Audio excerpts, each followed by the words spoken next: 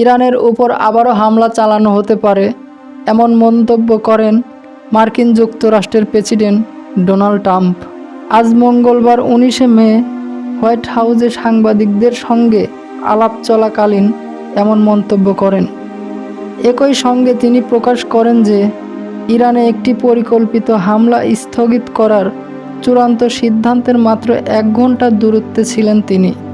White হাউসের oval অফিসে আয়োজিত এক অনুষ্ঠানে সাংবাদিকদের ট্রাম্প বলেন, আজই ইরানে হামলা চালানোর চূড়ান্ত সিদ্ধান্ত নেওয়ার একেবারে দ্বার প্রান্তে, মাত্র 1 ঘন্টার দূরত্বে ছিলেন তিনি। তবে শেষ মুহূর্তে সেই আক্রমণ স্থগিত করা হয়।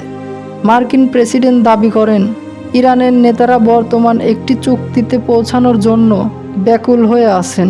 তবে আগামী কয়েকদিনের মধ্যে যদি কোনো সমঝোতা বা চুক্তি না হয়, তবে ইরানের ওপর নতুন করে মার্কিন হামলা শুরু হবে। হামলার সম্ভাব্য সময়সীমা উল্লেখ করে ডোনাল্ড ট্রাম্প বলেন, আগামী 2-3 দিন, যেমন শুক্র, শনি বা রবিবার কিংবা আগামী সপ্তাহের শুরুর দিকেই এই পদক্ষেপ নেওয়া হতে পারে।